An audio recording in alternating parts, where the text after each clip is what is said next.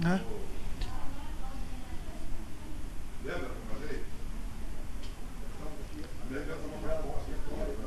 Ah, foi, mas pelo menos não foi o Flamengo, né? O Vasco tá bom. Time do meu avô, da minha mãe, minha família toda. Quase fui Vasco, que meu pai chegou antes do meu tio.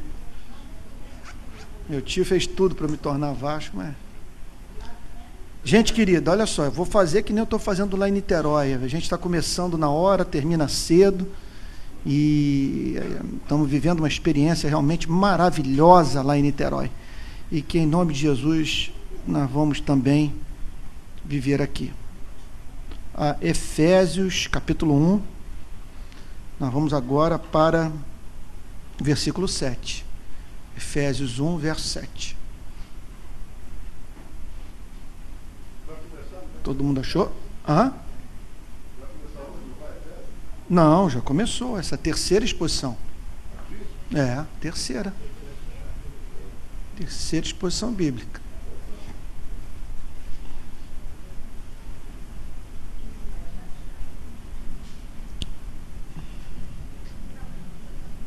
Todo mundo achou aí? Efésios, capítulo 1, versículo 7. Vamos ter um momento de oração. Pedir para o Aristides orar. Aristides, você pedindo a bênção de Deus para a meditação. Senhor Deus e Pai, nós queremos bendizer o seu nome e declarar o nosso amor por ti. Tu és o único em nossa vida. Amém. Seria de nós se não fosse a tua presença. Amém. Obrigado. Neste momento, Senhor, a tua palavra seja pregada através do teu Espírito. Amém. Que nós possamos ser aqui cheios de júbilo nessa pregação. Amém, Jesus. Em nome de Jesus, para a tua honra e para a tua glória. Amém, Jesus. Amém. Que Deus nos abençoe. Gente querida, olha só, nós na semana retrasada nós começamos uma análise dessa sessão da carta aos Efésios que começa no versículo 3.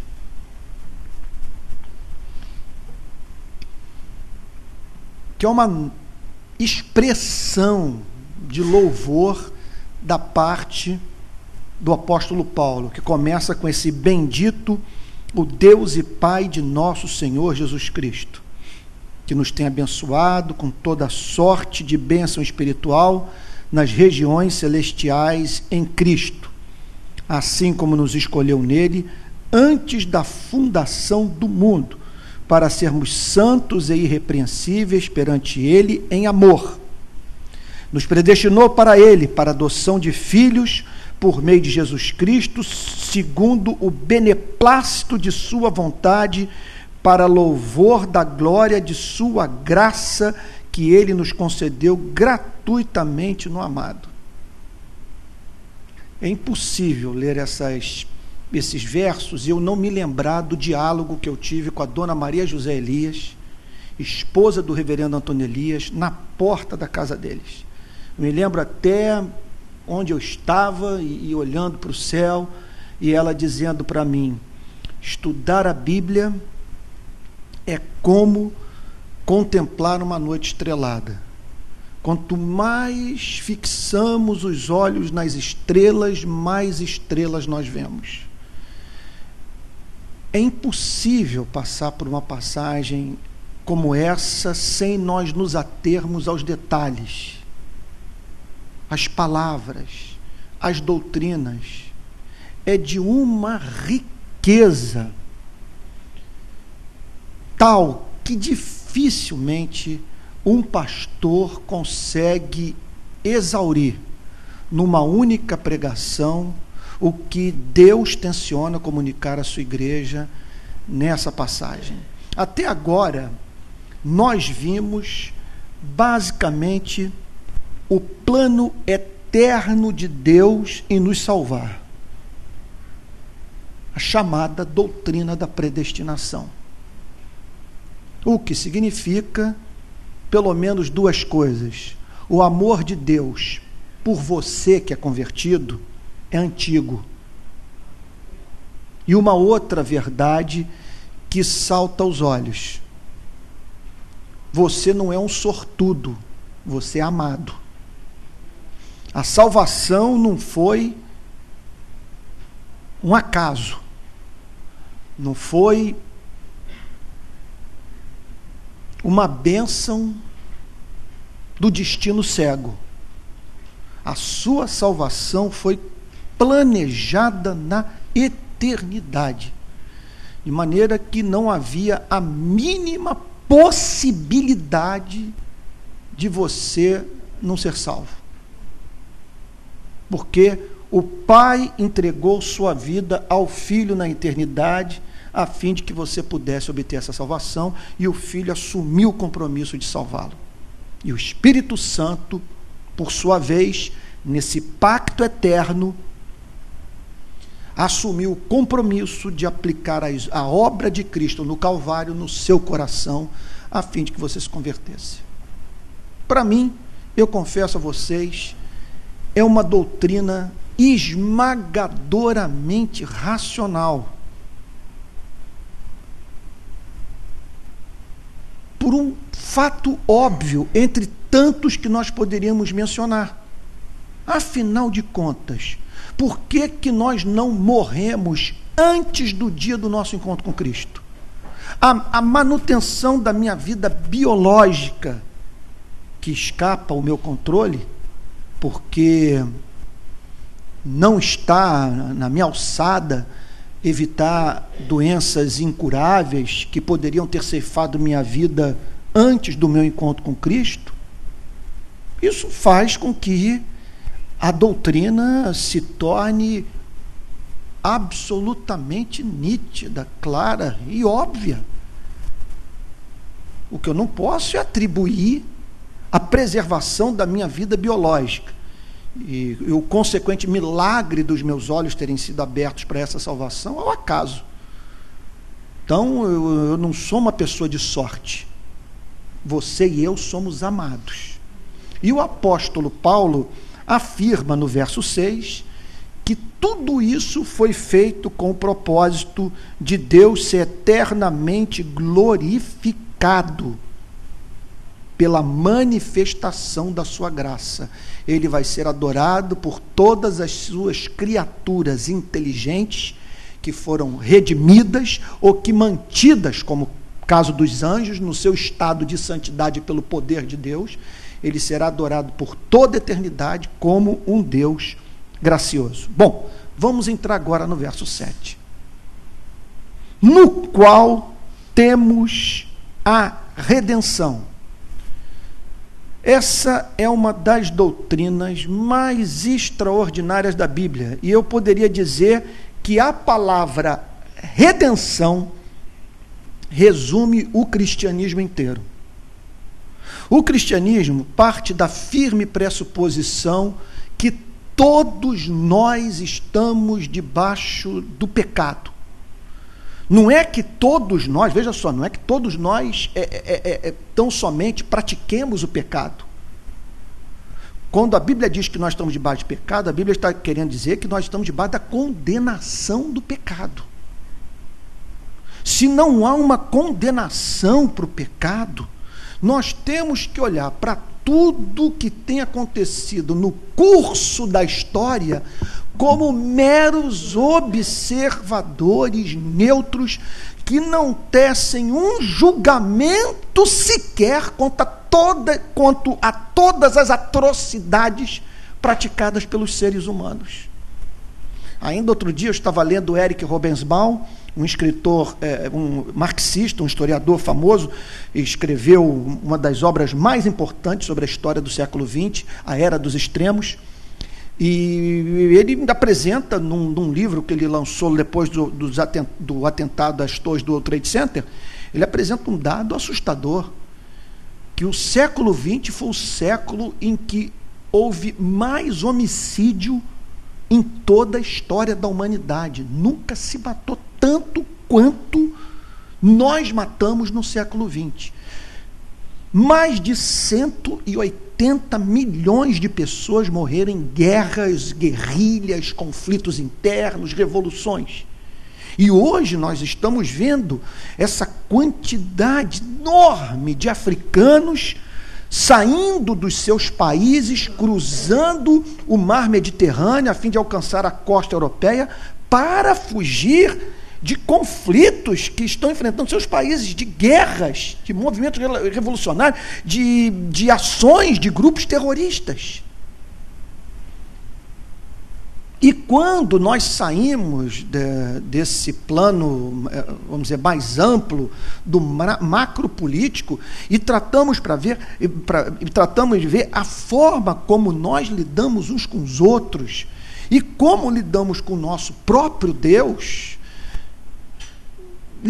lidando com Ele com absoluta indiferença, fazendo de Deus um apêndice nas nossas vidas, é óbvio que o veredito bíblico corresponde à realidade dos fatos. Nós somos pecadores, gente. Que nome nós podemos dar para tudo que nós praticamos, para tudo que nós fazemos, para toda desgraça que nós temos trazido para esse planeta? Por que que nós precisamos de juízes? Por que precisamos de policiais? E de prisões? E de cortes? E de advogados? Por que que nós não conseguimos fechar negócio sequer com base na palavra? Porque nós não somos confiáveis. Por que precisamos botar tranca na porta? Por que nós precisamos de botar no seguro o carro que nós compramos, a casa que nós adquirimos? Por que, gente? Por que nós tememos andar em determinados bairros, em determinadas ruas, em certas horas do dia? Todos pecaram e destituídos estão da glória de Deus. Agora, o homem não gosta de ouvir isso. A coisa que o homem mais odeia ouvir é que ele é pecador. Ele odeia, numa reunião como essa, ou em qualquer tipo de congresso, de palestra, de conferência, ainda que a coisa não seja especialmente dirigida a ele, ouvir que ele é pecador.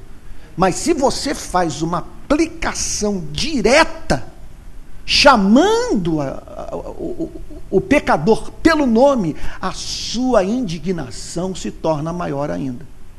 E por que nós não gostamos de ser chamados de pecadores? Por vários motivos.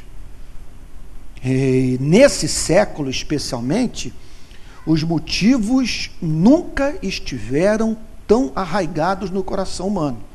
Porque todo o trabalho da chamada pós-modernidade, todo o trabalho de maus terapeutas, de maus psicólogos e dos formadores de opinião, daqueles que escrevem para os nossos jornais, para as nossas revistas, para aqueles que estão compondo as canções que nós ouvimos, há todo um trabalho, como a impressão que passa, em alguns casos e até o que acontece, que tudo isso é um plano, é uma coisa deliberada. Sabe? É como se essa gente se reunisse dizendo o seguinte: vamos montar uma cultura. Vamos vender certos conceitos, certos valores, para que eles fiquem impregnados na sociedade. Vamos fazer o nosso lobby. Vamos influenciar a cultura com as nossas obras de arte, com as nossas produções cinematográficas, com as peças que nós escrevemos, que nós encenamos, com as canções que nós compomos, porque hoje nós não somos responsáveis por nada que praticamos. É uma coisa impressionante, ninguém é responsável por nada. Não, você é assim porque os seus pais trataram dessa maneira, porque você nasceu numa casa em que você não foi amado. Não, você é assim por causa do modelo político e econômico que está vigente no seu país. Não, você é assim por causa da química do cérebro. Agora tem esse discurso. Vamos, por exemplo, justificar o homossexualismo ou não, com base no elemento genético predisponente. Para mim não está me dizendo nada. Se há um fator genético predisponente ou não, de certa forma não. Porque se formos elevar a presença do fator genético predisponente, sabe, a condição de elemento que justifica o comportamento humano, nós não teremos o que falar para, por exemplo, o pedófilo. Se ficar atestado que é uma predisposição para a pedofilia, ou uma predisposição para o homicídio, para a mentira, para o comportamento, vamos assim chamar de sociopatológico. Então vamos justificar todo mundo e vamos eliminar as cadeias, porque seria uma crueldade você botar um pedófilo dentro de uma prisão. Afinal de contas, ele sente uma compulsão geneticamente causada para a prática da pedofilia. Ora, eu sou, no meu caso específico, predisposto a gostar de mulher. E esse elemento presente na minha genética, esse fator predisponente para eu amar as mulheres, não deve ser usado por mim como justificativa para eu quebrar pactos, para eu decepcionar pessoas, para eu machucar corações, para eu usar quem foi criado à imagem e semelhança de Deus. Agora, quando vamos para as Sagradas Escrituras, nós nos deparamos com esta palavra redenção. A palavra redenção significa libertação mediante pagamento de um resgate. O que a Bíblia ensina com muita clareza, especialmente no Novo Testamento, é que nós nos encontrávamos num estado de escravidão. Nós éramos escravos desse mundo, escravos da carne, escravos das forças espirituais malignas. Nós éramos escravos dessa cultura, desse sistema, escravos de nós mesmos e condenados. E nesse estado de escravidão, o que a Bíblia nos ensina é que nós alcançamos a nossa liberdade mediante o pagamento de um resgate. Essa é uma linguagem tirada do sistema da escravidão. Estava o sujeito lá, então, no mercado, ele sendo oferecido como mercadoria, e alguém passava e pagava o preço que havia sido estabelecido. O que o texto está dizendo, olha lá, no qual temos a redenção pelo seu sangue. O que o texto está nos ensinando é que o nosso resgate, o preço do nosso resgate, foi pago por Jesus Cristo mediante o derramamento do seu sangue. Essa linguagem, redenção pelo seu sangue, não há a mínima dúvida que aponta para o Antigo Testamento. É uma linguagem sacada das Escrituras do Antigo Testamento. Porque no Antigo Testamento havia uma prática instituída pelo próprio Deus, não era uma prática pagã, foi uma prática que remonta aos primórdios da história do povo de Israel, e que foi ratificada pelo grande legislador hebreu, Moisés, que foi chamado por Deus para revelar ao povo a sua lei. E nós, então, no passado mais remoto, nós vamos encontrar essa gente funcionando com o seguinte pensamento: não há perdão de pecados sem derramamento de sangue. Uma vítima inocente precisa morrer por... Eles entenderam isso. Eles pensavam em se aproximar de Deus.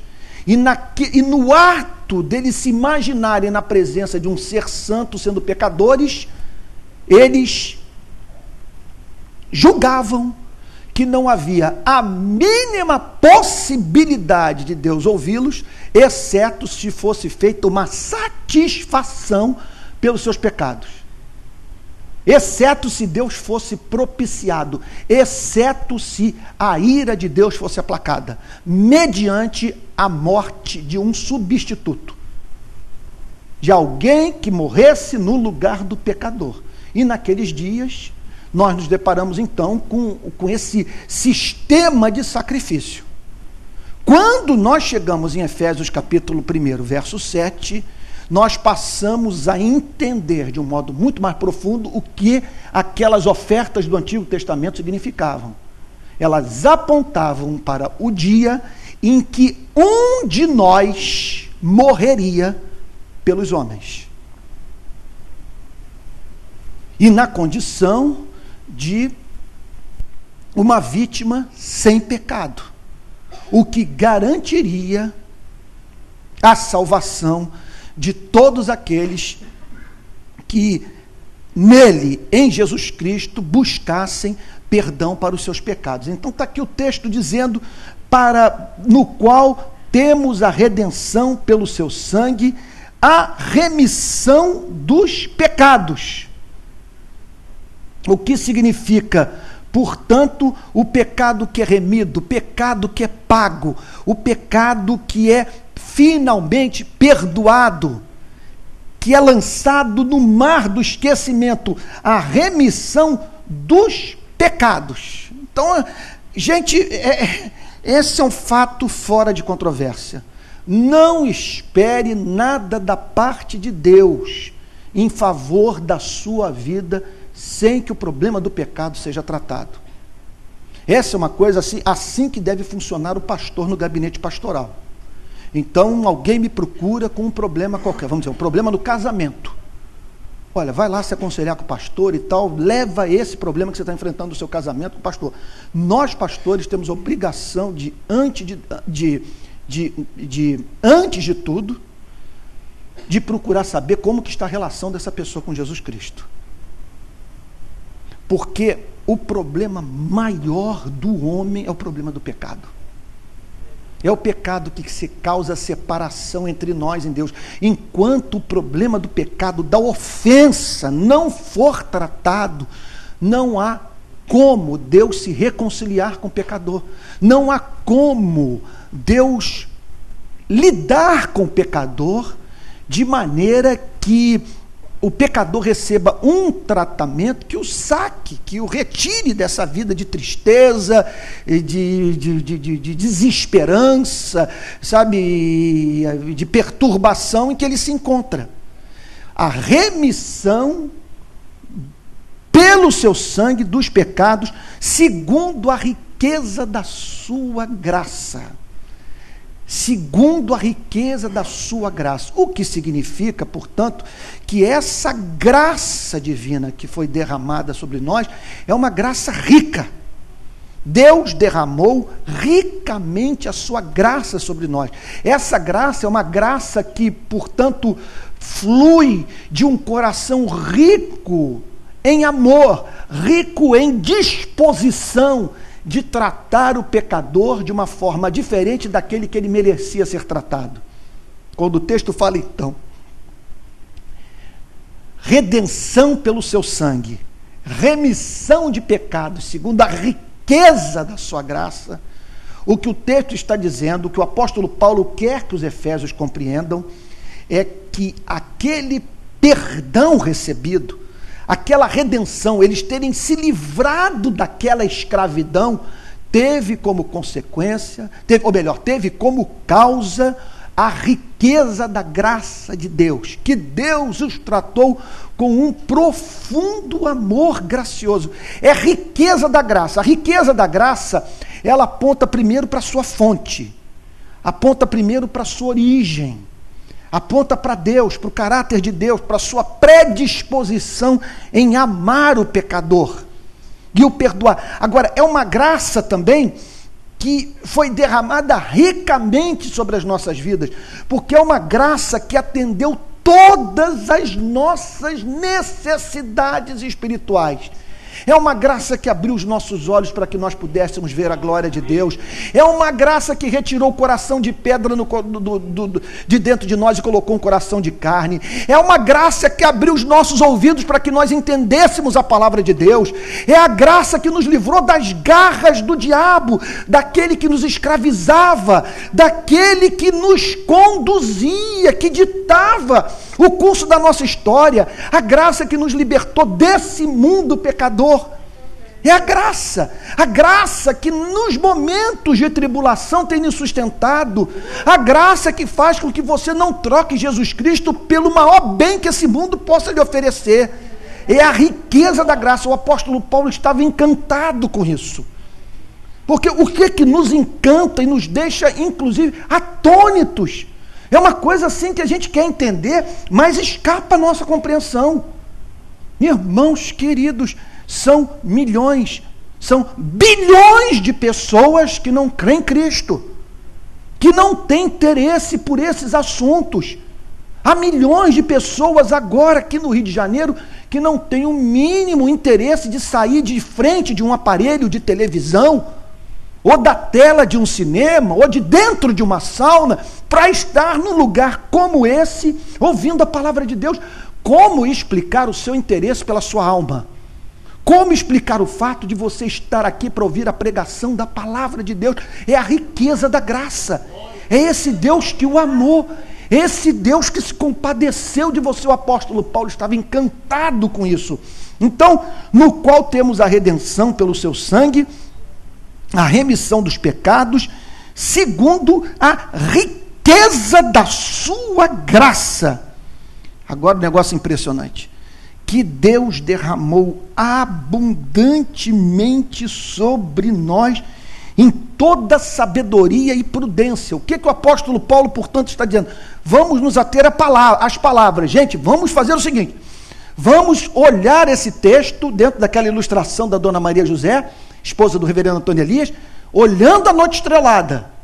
Cada palavra desse texto foi inspirada pelo Espírito Santo. É algo deliberado. Não há uma vírgula aí que seja obra do acaso, fruto da mera atuação da personalidade humana. Isso aqui foi ditado pelo Espírito Santo. Então vamos tentar entender cada palavra. Olha o que ele diz aqui. Que Deus derramou abundantemente sobre nós. Então, o apóstolo Paulo, primeiro ele fala da riqueza da graça.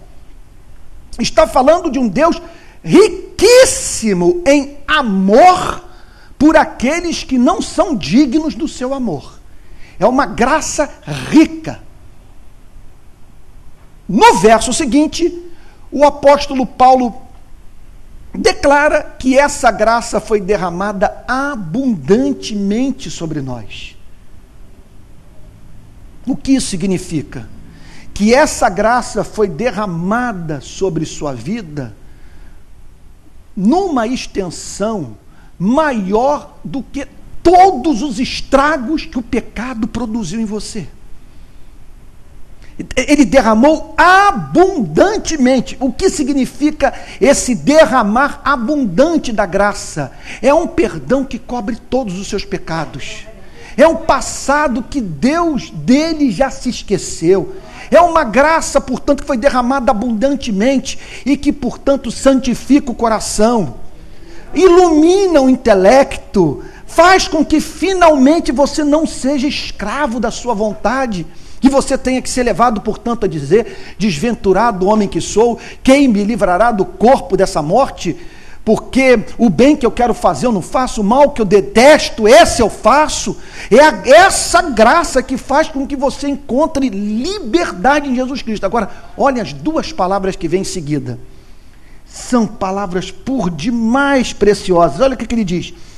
Que Deus derramou abundantemente sobre nós em toda sabedoria e prudência. Essas são duas coisas que você precisava para ser salvo. Olha só, um Deus rico em graça derramou sobre sua vida de modo abundante a sua graça. Nós não estamos falando aqui de nada que seja impessoal. Nós estamos falando do amor de Deus, do cuidado de Deus por você e por mim. Ele derramou essa graça. Agora, de que maneira? Concedendo a você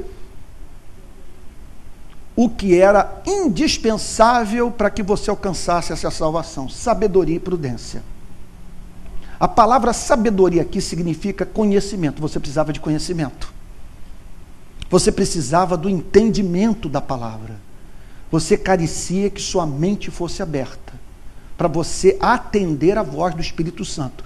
E a palavra prudência é uma pena que no português, como também em algumas versões do inglês, ela não comunica o sentido dessa palavra conforme no original grego. Porque no original grego, o apóstolo Paulo não está falando tanto sobre a virtude da prudência. Ele está falando o que quer dizer? Que é o que seria a virtude da prudência? É aquela forma de agir que o leva a evitar na sua vida riscos desnecessários. Prudente, então, é uma pessoa que usa o cérebro. Mas o texto está querendo aqui falar sobre uma outra coisa. No original grego, a palavra prudência significa perspicácia. Significa, o seu sentido no grego é uma capacidade dada pelo Espírito Santo para você avaliar o conhecimento e perceber excelência nele. Prudência é alguma coisa que o capacita a ouvir a palavra de Deus e apreciar a verdade. Sabedoria e prudência são duas coisas que nós precisamos. Nós precisamos de conhecimento. Nós precisamos que a nossa mente seja aberta para a compreensão da verdade. Mas uma vez que a mente tenha sido aberta, que nós tenhamos visto a verdade, nós precisamos dessa prudência, nós precisamos dessa perspicácia, nós precisamos desta sensibilidade que faz com que percebamos a excelência da verdade. É algo que nos habilita a dizer que o Evangelho é palavra de Deus. É por isso, gente, que se você for em Rio das Pedras, se você for na Rocinha, ou no Jacarezinho, no Mandela, no Complexo do Alemão, você vai encontrar crentes absolutamente certos da sua salvação e que nunca leram antropologia, nunca leram arqueologia, nunca, jamais leram nenhuma obra sobre apologética, não sabem nada sobre a defesa racional do cristianismo, as evidências históricas da veracidade da fé cristã. Como explicar a convicção que essa gente tem? Como explicar o fato de que essa gente está enterrando filho? Como explicar o fato de que essa gente está passando pelas maiores provas? E com o consolo do Evangelho profundamente arraigado no coração. A resposta é só uma: o Espírito Santo deu a essas pessoas a capacidade de, ao ouvir o Evangelho, se certificar do fato de que o Evangelho é palavra de Deus. Essas pessoas não vão, talvez, saber explicar, mas se elas pudessem dizer o que no fundo estão experimentando, elas fariam a seguinte declaração: é óbvio que algo tão lindo, tão reto, tão santo, só pode ter saído da boca de Deus. Sabe, isso é perspicácia. Isso é perspicácia. E a maravilha é isso. É isso que torna a nossa pregação desassombrada. Se você me botar numa das favelas do Rio de Janeiro, ou me botar sei lá, numa universidade qualquer do Rio de Janeiro, ou do mundo, ou de Paris, Nova York, Amsterdã, seja onde for, a mim me cabe pregar a palavra de Deus, certo do fato de que se Deus operar, seja na lavadeira, seja no professor universitário, no escritor famoso, ele vai receber conhecimento e perspicácia. Ele vai receber da parte de Deus conhecimento e graça para ouvir o Evangelho e avaliar a sua excelência. E ver no Evangelho o seu valor. É isso que o mantém aqui. É isso que o mantém aqui. Por que o seu interesse por essas coisas? Porque elas são amáveis para você. Porque Deus derramou abundantemente sobre sua vida sabedoria e prudência. Sabedoria e prudência. Isso é uma coisa maravilhosa, gente. Agora, olha o verso seguinte. Desvendando-nos o mistério. Aí está uma palavra que os pentecostais adoram. O mistério. Isso é mistério, irmão. O que significa a palavra mistério? Vamos responder a pergunta dizendo o que ela não significa. Mistério não significa uma verdade racional. Não significa a crença no absurdo. Ou a fé no contraditório. Deus não pede do homem aquilo que faz violência às leis de pensamento que ele próprio criou. Mistério não significa um conhecimento ao qual tem acesso apenas uma elite da vida da igreja. Uma meia dúzia de pessoas que conseguiu penetrar no mistério. O mistério é algo ao qual toda a comunidade da fé, todos os eleitos, todos os salvos têm acesso. O que é o mistério? O mistério é aquilo que o homem não conheceria se não fosse revelado pelo Espírito Santo. Há aquilo que eu posso conhecer, usando o meu cérebro, o raciocínio lógico, fazendo ciência. Então, eu não preciso da revelação do mistério para conhecer história, para dividir o átomo, para criar uma dessas engenhocas que a Samsung e a Apple são capazes de criar. O mistério é aquilo que, se o Espírito Santo não revelar, eu jamais o conhecerei. Então, por exemplo, saber o que acontecerá com esse planeta, não há filósofo que possa responder. O que nos aguarda? O Sol vai se aproximar da Terra? Isso tudo aqui vai derreter, vai ser destruído por fogo, e todas as nossas composições, todos os filmes, todas as músicas, todos os livros que escrevemos, tudo que nós vivemos, toda a produção cultural humana, tudo isso vai virar cinza. E não vai ter ninguém do lado de fora do planeta Terra para chorar. O que nos aguarda? Uma terceira guerra mundial? Será que nós vamos destruir uns aos outros? Dizem que se houver mais uma guerra mundial, não restará ninguém para contar a história. Porque pela primeira vez o ser humano tem em suas mãos o poder de extinguir a raça humana. Nunca o homem teve esse poder na vida. Pela primeira vez está em nossas mãos acabar com o planeta, acabar com a vida humana. O que nos aguarda? Então, a Bíblia nos apresenta um conjunto de verdades que estão dentro dessa categoria chamada de mistério. Nós só sabemos que é verdade porque o Espírito revelou. Por exemplo, um mistério que foi revelado que nós não conhecíamos, a Trindade. Como que você vai chegar à conclusão, por si só, que Deus tem uma existência tripessoal? Como que poderíamos saber uma coisa como essa? Outro mistério, a obra da regeneração do Espírito Santo. Como que nós poderíamos saber, se não nos fosse revelado, que o novo nascimento é obra da ação do Espírito? Que não é uma conquista humana, e sim a ação da misericórdia divina. Então, mistério. Agora, o mistério também tem um outro sentido, porque o mistério foi revelado, mas o mistério, mesmo o mistério revelado, ele continua sendo um mistério para quem não nasceu de novo. Continua sendo uma verdade que quem não nasceu de novo não consegue compreender, porque a Bíblia diz que as coisas do Espírito são loucuras para o homem natural, porque elas se discernem espiritualmente. Elas precisam ser reveladas ao homem.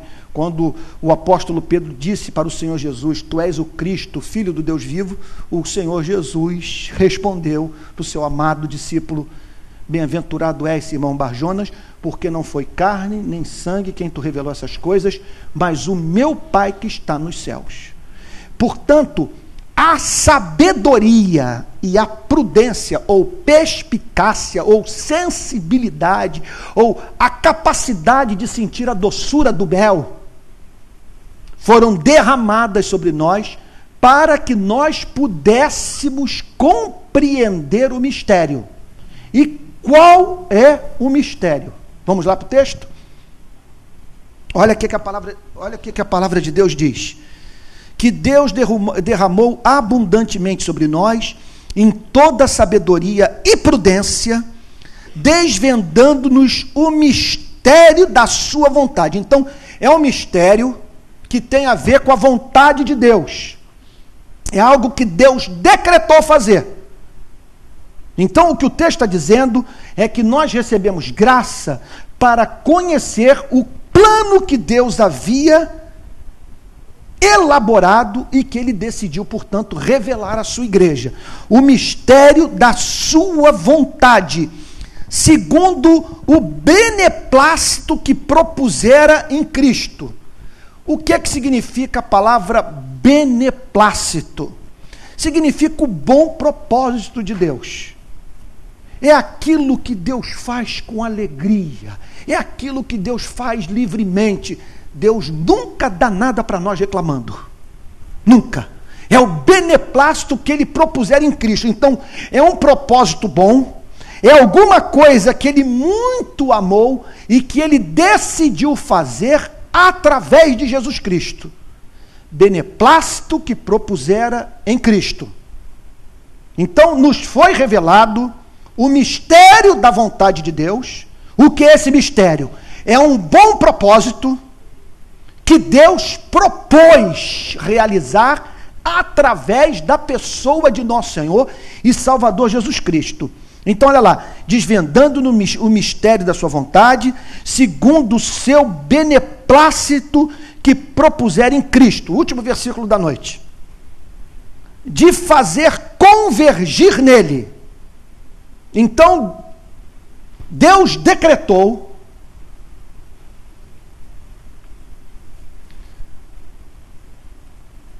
fazer com que o universo fosse reunido, esse é o sentido da palavra convergir, reunido na pessoa de nosso Senhor e Salvador Jesus Cristo. Olha lá, de fazer convergir nele, em Cristo, na dispensação da plenitude dos tempos. A palavra dispensação tem a ver com o plano de Deus, tem a ver com o plano que Ele elaborou levar a efeito na plenitude dos tempos. A plenitude dos tempos, segundo o amplo ensino do Novo Testamento, é essa fase da história da humanidade que foi inaugurada com a vinda de Jesus.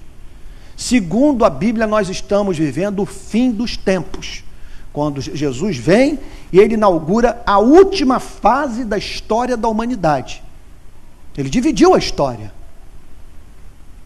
E essa história que foi dividida agora é caracterizada por essa parte final, que a Bíblia chama de dispensação. É o plano de Deus que ele está levando a cabo na plenitude dos tempos. Nesse tempo que Ele decidiu operar na história da humanidade de uma forma toda especial, na plenitude dos tempos. Olha lá, de fazer convergir nele, na dispensação da plenitude dos tempos, todas as coisas, tanto as do céu como as da terra. Com isso, a Bíblia está dizendo que haverá uma reunião daquilo que o pecado destruiu.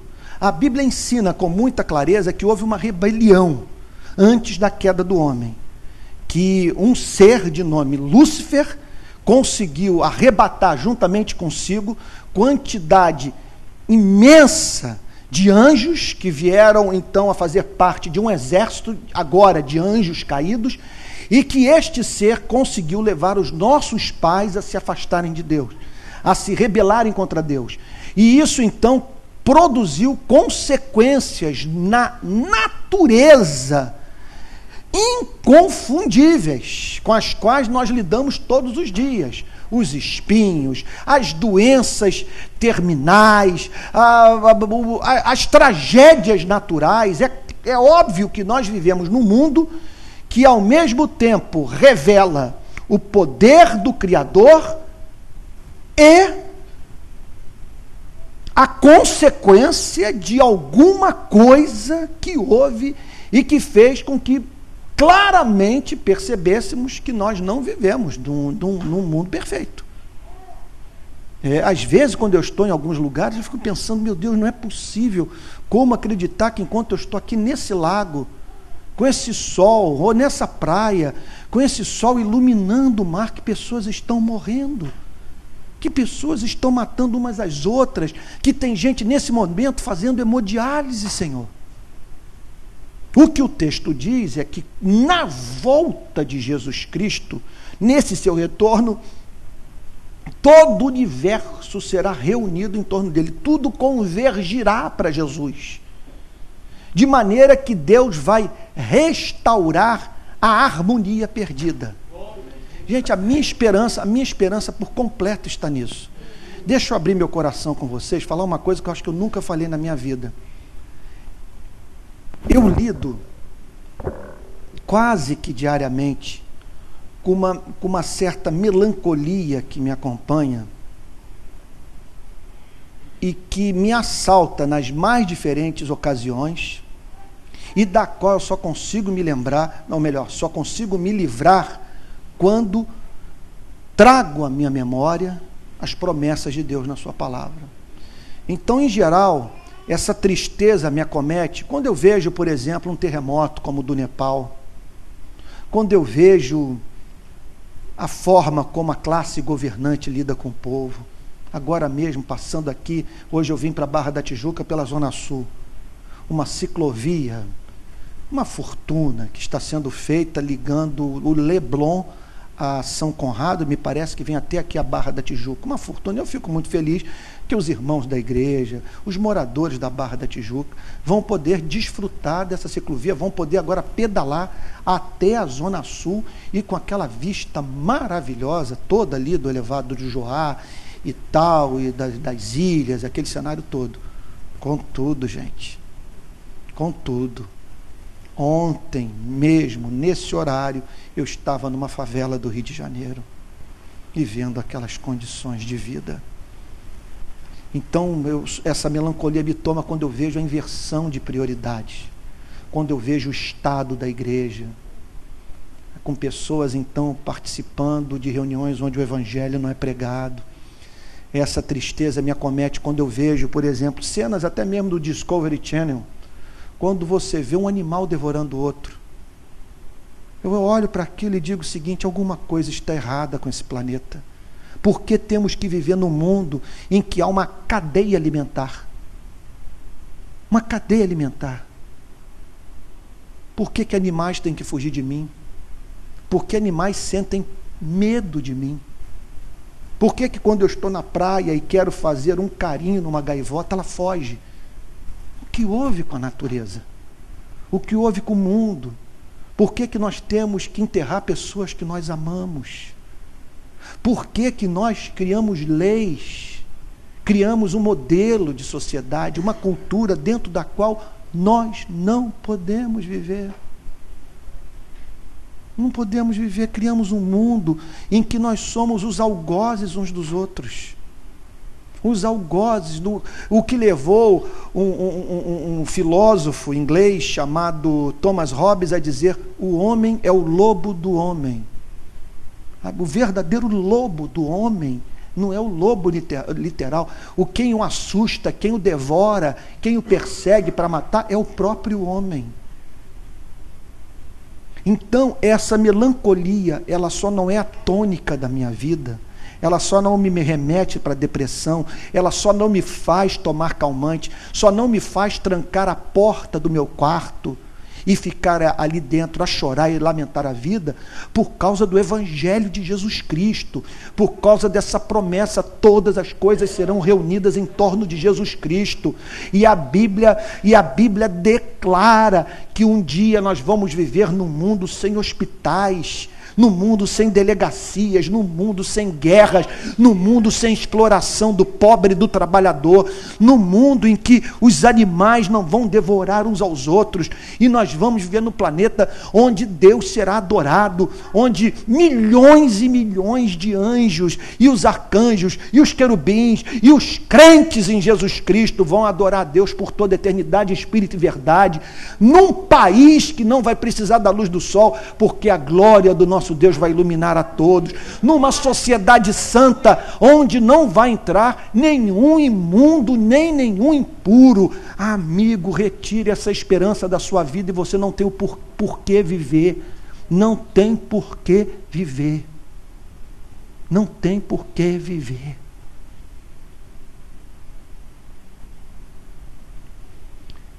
Isso levou o apóstolo Paulo a ficar nesse estado de encanto, completamente maravilhado com esse amor. Porque vocês observem o que ele está dizendo aqui. No passado, ele nos predestinou, fazendo com que hoje, no presente, nós vivamos como filhos seus adotados na sua família, só que de uma forma diferente daquela que nós fazemos adoção. Porque quando eu adoto uma criança, ela jamais terá o meu DNA. É um filho que eu adotei, mas que eu vou amar, posso amar com amor que eu tenho por um filho biológico, mas ele nunca terá o meu DNA. Quando nós somos adotados por Deus, Deus compartilha o seu DNA conosco, enviando o seu Espírito para morar dentro de nós, para ser habitação, para que nós tenhamos as características de Deus. Então eu olho para o passado, eu vejo a eleição. Eu olho para o passado e vejo Deus decretando o meu nascimento.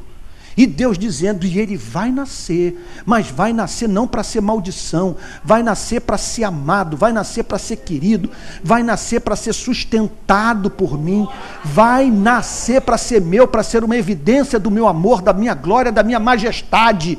E aí eu olho para o presente e tomo consciência de que eu sou filho de Deus, amado, adotado por Ele na sua família, que eu tenho acesso à sua presença, que eu tenho motivo para adoração. E quando eu olho para o futuro, eu vejo não apenas a minha salvação, eu vejo o universo inteiro reunido, congregado, liberto, pela pessoa de nosso Senhor e Salvador Jesus Cristo, vivendo para o governo eterno desse Salvador amável, desse Salvador doce, desse Salvador misericordioso, digno de ser adorado. Então louvado seja o nome do Senhor pelas promessas da sua palavra, em nome de Jesus. Então, em nome de Jesus, o que não pode agora é você ficar aí olhando para a vida, para o que falta, a oração que não foi respondida, as lutas que está enfrentando, as perseguições, as incompreensões do marido, da mulher. Em nome do Senhor Jesus, nessas horas, já que nós vivemos num mundo que não foi designado para a nossa felicidade, esse mundo é um vale de lágrimas, é um deserto de serpentes abrasadoras. Não foi isso que Deus falou sobre o povo de Israel? Que o povo de Israel atravessou um terrível deserto, e nós estamos atravessando um terrível deserto, e é natural que tenhamos contrariedade, mas nessas horas nós temos que trazer a nossa mente para a palavra de Deus, e pensar nessas promessas, e meditar nessas verdades, e contemplar esse céu estrelado, e sairmos deste estado de depressão, de melancolia e de angústia, que faz com que nós deixemos de ser uma testemunha eficaz do Evangelho de Jesus Cristo, que faz com que o não cristão nos veja nos comportando como os demais seres humanos que não conhecem a Jesus Cristo. A grande diferença que há entre os cristãos e os não cristãos é que, muito embora passemos pelas mesmas lutas, nós podemos dizer, porque eu sei quem tenho crido, estou certo que Ele é poderoso para guardar o meu depósito até aquele dia chegar. Aleluia! A Deus toda honra, toda glória, todo louvor. Amém. Amém. Irmãos queridos, alguma dúvida? Alguém gostaria de tirar alguma dúvida? Tem alguma questão? Algo que foi falado que você não entendeu e que você gostaria então de tratar? Nós temos 10 minutos antes de encerrar para a gente tratar essas questões. Alguma dúvida, alguma questão que você gostaria? Alguma palavra, algum versículo que você gostaria de ter mais luz? Algo que eu falei que você não compreendeu?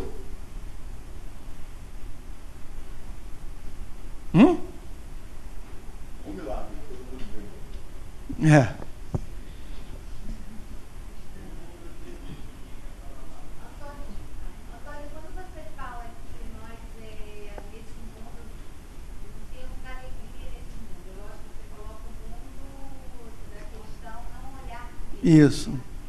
Mas quando você não vê alegria, não tem sentido da alegria, você não tem um pouco de gratidão a Deus por você não ver sentido? Isso. Boa pergunta, Maria Elisa. Pode, se eu estou passando essa impressão, é por uma falha na minha comunicação, porque não é isso que eu quero ensinar, porque é muito claro que nós encontramos nessa vida motivos de gratidão, vários. O que você viveu recentemente, de ver uma filha casada no Senhor, aliás, eu soube uma festa de casamento belíssima, cheia de poesia, cheia da presença do Evangelho, é um motivo de gratidão. Então, a gente poderia mencionar tantos outros. Eu estou lá vivendo com a minha filhinha Alissa, todos nós encantados, com agora uma gatinha chamada Floquinha, que é um amor que, contudo, foge da Alissa, porque a Alissa chega, ela sai correndo, que a Alissa fica agarrando, pegando e tal. Então, Deus... Ele derrama esses motivos de gratidão, eu chamaria essas experiências dos pastos verdejantes, Maria Elisa, das águas de descanso sobre os quais o Salmo 23 fala. Quando eu falo dessa tristeza, quando eu falo dessa dor, eu estou falando daquele outro lado da vida que está mesclado com essas experiências bem-aventuradas, que representam respostas de Deus para as nossas orações, ou até mesmo respostas de Deus para os nossos desejos que nós nem expressamos em oração. Mas essas coisas estão totalmente mescladas. Por exemplo, eu tenho essa alegria de ter filhos, mas eu me lembro quando meu pai morreu, o meu pai no asilo, o meu pai com mal de Parkinson, meu pai com câncer de próstata, visivelmente um homem que foi um policial forte, um homem bonito, alto, e de repente eu vejo meu pai, todo enrugado. Me lembro até hoje, eu ali ouvindo as músicas, que eu ia para uma loja lá em Niterói e comprava as músicas de Glenn Miller, que ele gostava, das orquestras americanas da década de 40, da década de 50, que faziam meu pai se lembrar dos bailes do Copacabana Palace. Meu pai foi muito conhecido naquele período no Copacabana Palace, e ele tinha muita saudade disso. E eu me lembro até hoje, eu na praia de Adão e Eva, lá em Niterói, no final da tarde, o sol se pondo, os raios do sol batendo nos olhos do meu pai, aquele olhar, aí os olhos dele estão mais claros por causa do efeito da luz, então um caramelo. Meu pai tinha uns olhos assim de castanho claro, e eu vendo então aquele olhar, a batalha com a velhice. O que eu estou dizendo é isso, é esse mundo que você tem que lidar com isso. Pessoas que você ama e que partem, pessoas que você ama dentro da igreja que estão passando por tribulações terríveis. Então, é como diz o apóstolo Paulo, Maria Elisa, na carta aos Romanos, no capítulo 8, que nós, nesse exato momento, estamos gemendo na ponta dos pés, aguardando nossa redenção, porque é muito evidente que esse mundo, dentro do qual Deus pode nos dar paz e nos dar felicidade em Jesus Cristo, é um mundo que nos machuca, sabe, com a sua crueldade, com as mortes, com as doenças, de você saber, por exemplo, que no Nepal agora, pessoas ficaram 6 dias conscientes debaixo de escombros, sem se poder mexer. Então, é claro, foi Maria Elisa, quando o meu concunhado Fabiano, que é casado com a irmã da Adriane, ele perdeu o filho, o irmão dele, o Rafael, era um menino que ele inclusive tinha comunhão aqui na igreja, frequentava a nossa igreja, um rapaz muito bonito, estava estudando nos Estados Unidos. Me lembro até hoje, quando o Fabiano recebeu a notícia da morte do filho dele, do irmão dele, Rafael, o Fabiano, então, meu concunhado, dizendo, a primeira coisa que ele disse, eu abracei e ele falou, volta logo, Jesus. Porque quando ele se viu num mundo em que você tem que se despedir de pessoas que você ama, e mortes surpreendentes, ele ansiou pelo fim do mundo. E eu entendi perfeitamente o sentimento dele. Vem logo, Jesus, acaba logo com isso, implanta o seu reino, elimina a morte, elimina a fome, elimina a injustiça. Então, o que eu acredito então, Maria Elisa, é que nós vamos viver sempre essa dupla experiência, a alegria no Espírito Santo, os momentos de prazer, é a viagem que você faz, sabe, o pratinho de comida que você come, o cafezinho que você experimenta ali com um amigo querido, a conversa abençoada, a música, o filme que você vê, o banho quente, sabe, e depois, então, você deitado num lençol limpo, sei lá, tantas, sabe, comer uma fruta, tudo isso. Agora, mesclado com toda essa loucura que é a vida nesse planeta. Então, eu tenho para mim o seguinte, que um crente que vive gargalhando, Não é a imagem do santo que você encontra no Novo Testamento. Como também o crente que vive em depressão. Eu penso que, você olha para a vida de Jesus, Jesus é o retrato perfeito da verdadeira humanidade. Nós o encontramos feliz em vários momentos, como por exemplo, graças te dou, ó Pai, porque tu não revelastes essas coisas aos sábios, aos entendidos, e sim, tu as revelaste para os pequeninos. Então você vê Jesus celebrando, Jesus ouvindo a declaração de amor do Pai, tu és meu filho amado em quem me compraz, Jesus feliz. Mas nós vemos Jesus chorando sobre Jerusalém. Nós vemos Jesus quando vê Marta e Maria, por exemplo, com Lázaro, seu irmão morto, a Bíblia apresenta Jesus chorando. Né? Marta, Maria e Lázaro morto. Quando ele encontra essas duas amigas, ele tinha um amor especial por aquelas duas mulheres, lá em Betânia. Quando ele chega na casa delas, Jesus desaba. Então, eu penso que é isso. Se Jesus é a nossa referência, nós vamos experimentar esses dois mundos. Só acho o seguinte, que a depressão não pode ser a tônica, a tristeza, a melancolia, porque nós temos o Evangelho e nós temos essas promessas. Existe uma diferença, eu acho, diferente. A questão a compaixão. Eu acho que quando você não tem compaixão, alguma coisa não está funcionando em você, porque as marcas de Jesus têm que estar dentro de você. Quando você É verdade.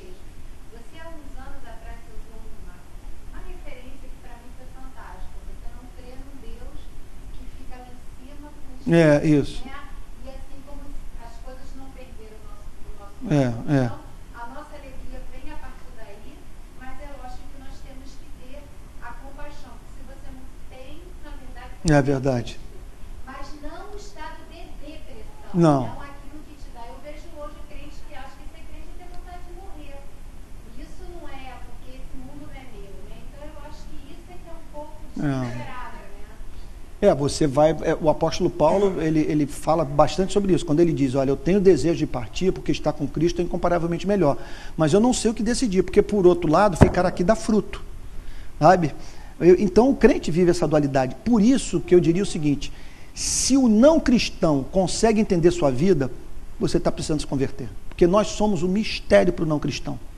Ele não vai entender o crente, ninguém entende o crente, porque você está sempre falando coisas que aparentemente são contraditórias. Pois não, querido? Você é muito bem-vindo, Cleiton.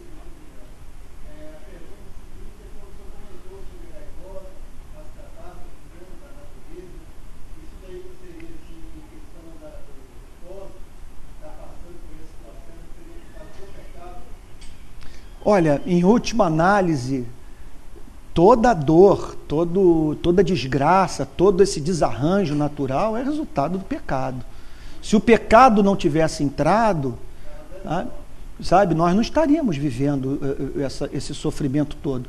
A minha dificuldade, Cleiton, a minha dificuldade é só o seguinte, que eu acho que a gente tem que tomar muito cuidado, é de a gente fazer uma ligação entre os problemas e o pecado, dizendo, não, essa pessoa está passando por isso porque, evidentemente, ela pecou. Quando você vê o Senhor Jesus dizendo que, olha, nem ele, nem os seus pais pecaram, mas foi para que se manifeste nele a glória de Deus. Sabe? Então, às vezes, Deus é um mistério da vida, Cleiton. Deus trata de modo severo o eleito, sabe? E trata de modo aparentemente condescendente o incrédulo. Aí você pensa que o incrédulo é eleito e que o eleito está perdido. Porque o eleito sofre, enxuga suas lágrimas e o ímpio está lá prosperando. Salmo 73 fala sobre isso. Mas é aquilo, o ser amado por Deus é um problema. Ser amado por Deus é ser amado por um ser que deseja que nós sejamos partícipes da sua beleza. E isso muitas vezes vai fazer com que, tal como um carpinteiro, se ele haja com violência, né? Vamos tirar isso aqui, que isso aqui tem que sair, porque senão meu filho não vai ficar igual a mim. E ele quer todo mundo brilhando como Jesus Cristo.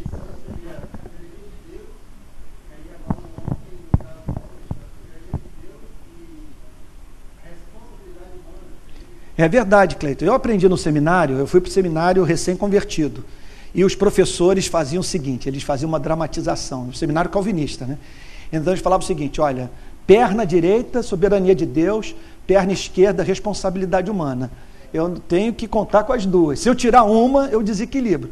Então, Quer dizer, se eu fico só, ponho toda a ênfase na responsabilidade humana, eu vivo ansioso, vivo preocupado, e quando problemas me acometem, eu não sei o que fazer, sabe? Eu perco a esperança. Se eu fico só com a soberania de Deus, eu deixo de trabalhar, deixo de orar, deixo de estudar, achando que, como em última análise Deus decreta todas as coisas, eu posso então cruzar os braços e esperar que sua vontade se cumpra.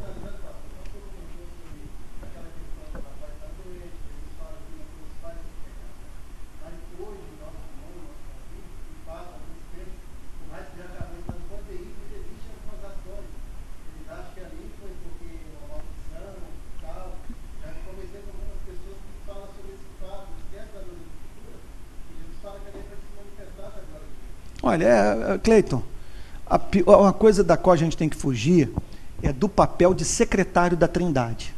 Como se você tivesse um escritóriozinho ali do lado da sala do trono e todas as decisões que Deus toma, então, fossem comunicadas a você e você consegue interpretar todos os fatos. Então, por exemplo, olha como que as aparências enganam. Você chega ali no poço onde José foi lançado, você olha lá para baixo e diz o seguinte, olha aí, ó. Cadê os sonhos? Cadê o propósito de Deus? Cadê aquela história toda de que os irmãos, todo mundo ia se curvar diante dele? Olha o fim dele. Vai morrer aí dentro desse poço. É óbvio que ele só está aí dentro desse poço porque ele desagradou a Deus. É lógico que ele só está sofrendo porque Deus o abandonou, esqueceu dele. Mas aquele poço era a mais profunda manifestação do amor de Deus pela vida de José. Olha, se você me permite falar do meu ministério. Ainda agora para mim sempre é muito emocionante quando eu estou aqui na Barra da Tijuca e às vezes chego cedo, e hoje então eu cheguei um pouquinho mais cedo e fui para aquele shopping Rio Design, queria comprar um livro e estacionei o carro no meio daqueles condomínios todos e me lembrei da minha história com esse bairro. Quando eu cheguei aqui no final da década de 80, então dirigindo uma Brasília de cor creme junto com a Adriane devia ter 16 anos, eu 20 e pouco, num mundo novo que eu não conhecia e tal, não havia igreja por aqui, com aquele sonho de plantar uma igreja. E se eu voltar naquele tempo, e se voltar para a década de 90, por exemplo, década de 90 inteira, eu clamei fervorosamente por bênçãos que eu só estou colhendo hoje. E para mim é muito evidente que se Deus tivesse atendido as minhas orações na década de 80, na década de 90, eu seria destruído, porque eu não teria condição de administrar naquela época o que eu estou administrando hoje. Porque não tem jeito. Cabelo branco, o tempo, as experiências da vida, não tem jeito, cara. Você tem que passar por sustos, por perdas, não tem saída, porque uma vez uma pessoa me disse, a dor é uma mestra insubstituível. Você tem que passar por essa escola, e aí isso, entre outras coisas, faz com que você perca algumas ilusões, sabe? Faz com que você seja demovido da arrogância, da prepotência, que são tão peculiares à vida de muitos jovens. Então, louvado seja o nome do Senhor por essas orações que não são ouvidas, que para os de fora são interpretadas como maldição. Mas para quem se relaciona com Jesus sabe que foi bom o poço, foi bom ser vendido para os amalequitas, foi bom parar no Egito, e no final, eu pudesse dizer, não foram vocês que me mandaram para cá, e sim o Senhor. Alguma dúvida? Alguma questão? Pois não, minha irmã querida.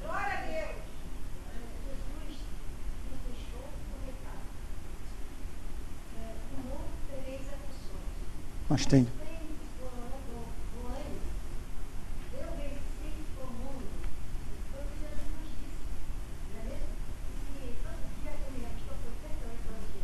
Glória a Jesus. Glória a Jesus. Amém.